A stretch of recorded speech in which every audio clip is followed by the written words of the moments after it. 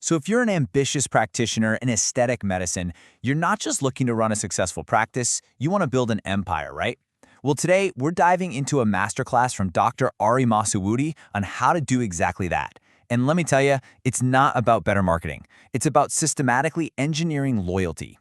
Let's dig into how you can build that system, starting with the very foundation of your brand. Okay, let's start with a really basic question. When you think about your brand, what's the first thing that pops into your head? Is it your logo? Maybe your color palette? The whole look and feel of your website? You know, most practices stop right there. They think that having a premium look is enough. But what if that's completely, totally missing the point? And boom, here's the idea that just changes the whole game. According to Dr. Masudi, branding isn't about the pretty stuff you put out there. It's a system. And it's a system designed for one single purpose: to engineer fanatical loyalty. That right there is a huge shift in thinking. So what in the world is a loyalty engineering system? Well, think of it like this. It's the intentional design of every single touch point, every experience. It's all about how your patients feel, what they do, and, this is the big one, what they say about you when they're not even in your clinic.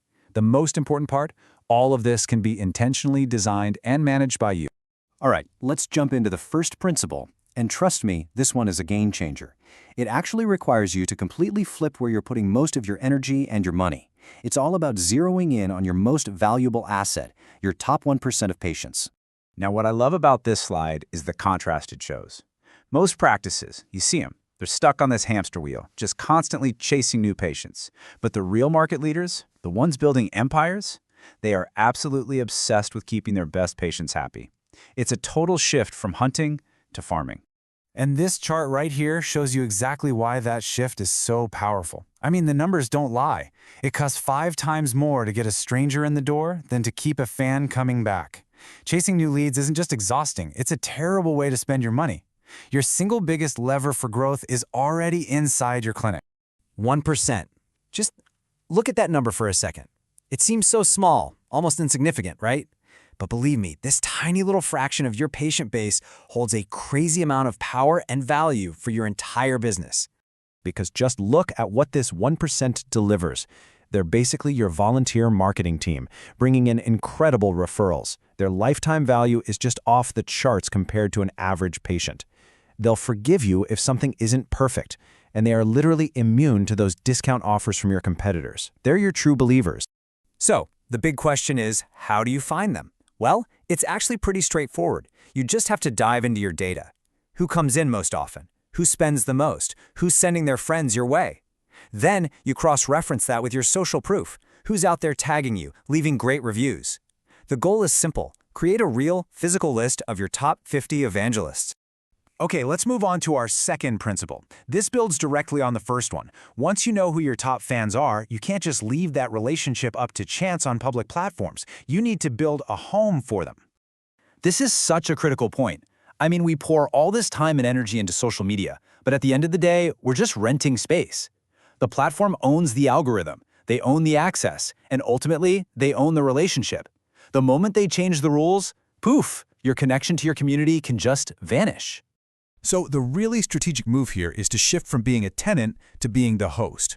When you create your own space, like a private group or a special community forum, you suddenly have direct access. And even more importantly, you let your best patients connect with each other.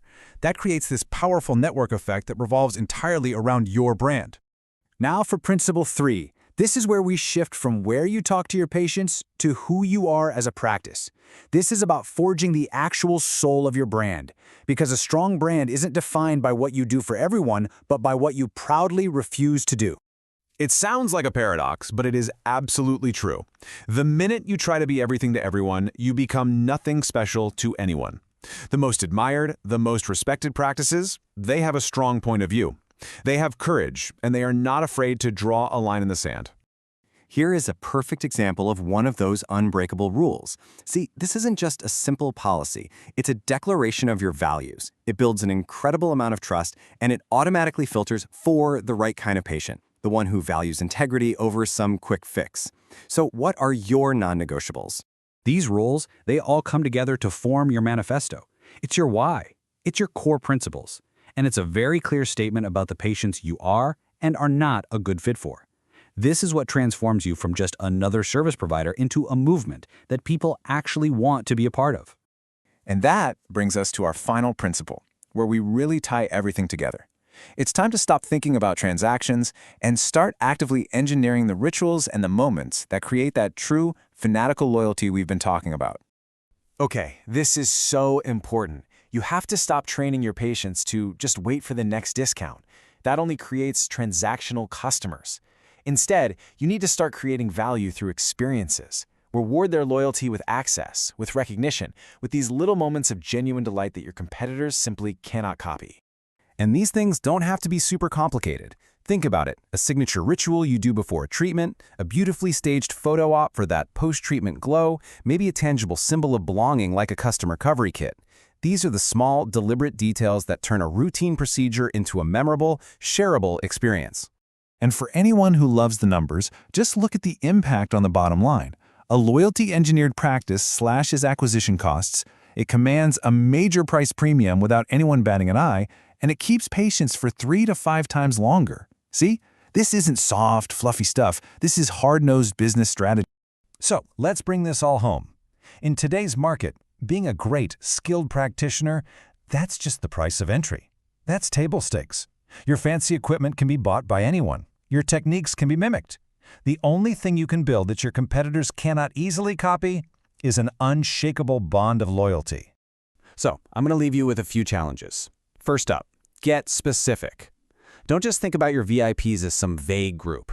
I want you to name your top 50, and then decide on one concrete thing you're going to do for them this month. Second challenge, pick one single moment in your patient's journey. It could be the booking process, the follow-up call, even the time they spend in the waiting room, and brainstorm how you can elevate it from just standard to something truly remarkable, something they talk about. And finally, think bigger. What's the mission behind all your hard work? What cause will your practice stand for that goes beyond the amazing treatments you provide? Define it, and then figure out how to make that mission visible in everything you do. Because while your competitors are busy just trying to get seen, you're about to build something people want to belong to.